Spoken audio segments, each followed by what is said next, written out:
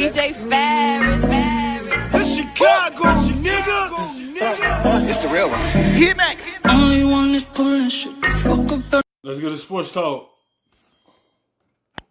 This, I think, is big. Browns tight end David Njoku has asked the team to trade him before the start of training camp that was announced by his agent on Friday. Cleveland announced in April they would pick the 5th-year option up on the former first-round pick, but they've also signed Pro Bowl tight end Austin Hooper to a 4-year deal in March. Njoku was part of an offensive unit that, I mean, just look at the sort of embarrassment of riches they have here. Also highly paid, whole bunch of guys. And you see Njoku, you see how little he makes, comparatively speaking, with a bunch of very high-priced teammates there and guys who figure to demand the football a lot. So I'll start with Jeff Darlington here. Jeff, what should we expect? He wants to be traded before the season. The timing of that is very unusual. What should happen from here? Right. Well, it's just another example that we're seeing these guys who get their 5th-year option picked up, but they're going into their 4th year of their contract and want to get traded, despite the fact that the team's saying, well, man, we got to keep this depth here that provides us good value, low salary for a guy who's got some talent. Now, he had an injury-marred season, but by the way, the team also spent a 4th-round pick on Harrison Bryant, a little bit of an unknown out of FAU. So they're just stockpiling tight ends. The Browns believe they'll need all of them. And Njoku basically saying, there's not enough room from here. If I'm going to make my money, I got to go somewhere else and prove myself. That is where we stand at this point. Fair enough. So we would expect it.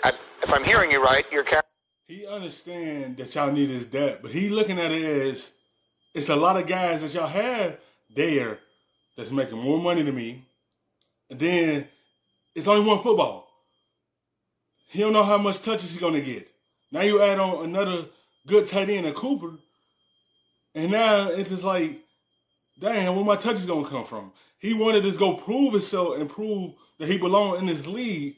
Nobody want to go somewhere to showcase that.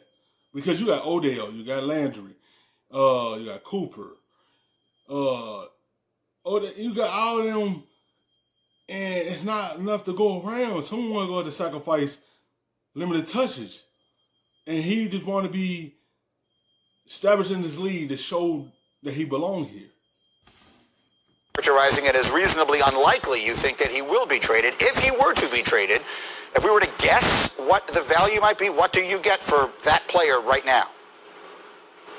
Well, don't forget, he's also coming off of an injury-marred season where he really wasn't that productive. So I don't even think that they're going to get he was a first-round pick. What can they expect to get now in a situation where he'll ultimately have to get paid in a year? A late-round pick is the only thing that makes sense, and I just don't know why the Browns would be incentivized to do that. So I understand the request for the trade. I don't understand why the Browns would feel the need to necessarily pull the trigger on it. I would take it a step further. I think it would be insane. You have a young player who makes very little money, who has shown he can be, if healthy, extremely productive. You're going to trade him for a 4th-round pick, it seems. Dominique, it seems crazy to me. What do you think of this whole situation?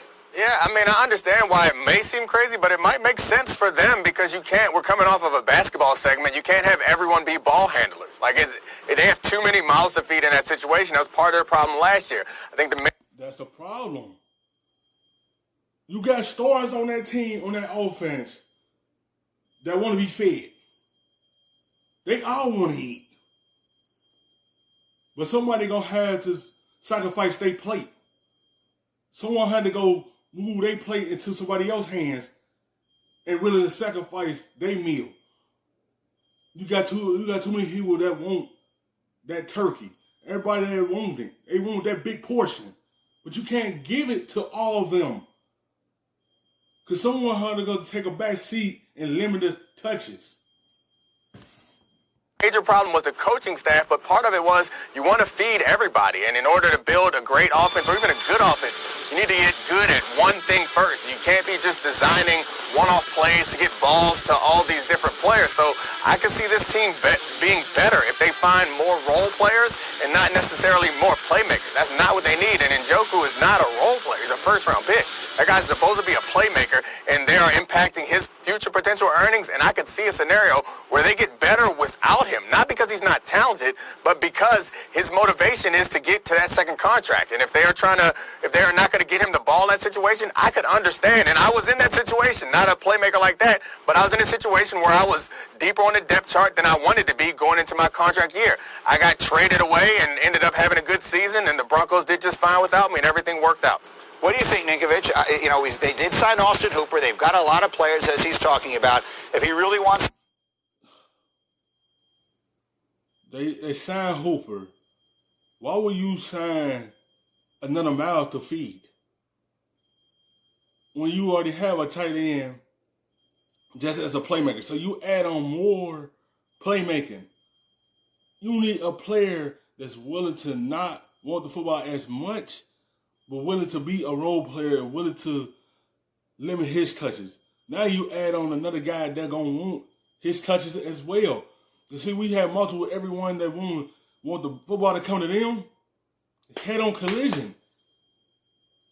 This team need to focus, not have no issues. Because none of them players are going to want to take a back seat. I'll tell you that now. None of them players are going to want to take a back seat. That's why Njoku won't out, because he feel like I'm not going to be able to pick up that fork and get to eating, because it's other players on here that's a playmaker just like me. They're going to want them touches and want to eat as well.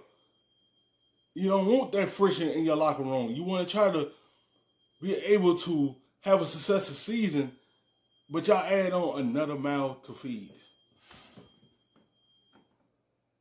Out of there, do you think he can get himself out?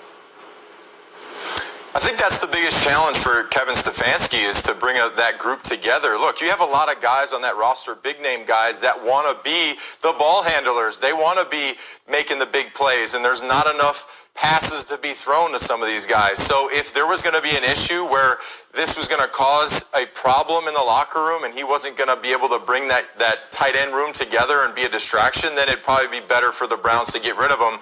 And look, if you're a player right now, especially, and you asked to be traded, there's so many question marks on when the season's going to start, if there's going to be a training camp. It'd be hard for you to be traded and feel comfortable in a new environment anyway. So, I mean, I think that it's probably not the best for him as a player, but for the Browns, they have to bring that team together. Yeah, they got to bring that team together.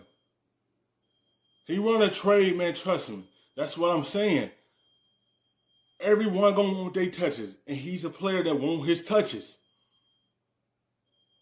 We got three other guys that want the same thing. It's a roller coaster. It's going to be all over the place. It's going to be a shake-up. And that's what Baker Mayfield going to want to do. He'll try to satisfy everyone, but he can't satisfy everyone. Someone going to have to be willing to be that person, say, I want us to be successful. I wanted to limit my touches. I'll wait for the right moment to make a big play, to keep a drive alive, to be able to put in position to score. But you got players that want the football out the gate. And that's what Njoku, he want the football as well. And he just probably feel like football not going to really come my way because I got three other guys that want to make the plays. They want to be the man. They want to be the person to touch the football. You have a lot of individuals on that team that want to be the men, the guys out there making all the plays, and there's not enough plays for everybody to make. I think they're in a situation where last year it felt, among other things, like they were kind of a dysfunctional mess. I understand why you want to try and alleviate any potential dysfunction, but some circumstances maybe are a little bit different. Thank you for watching ESPN on YouTube. For live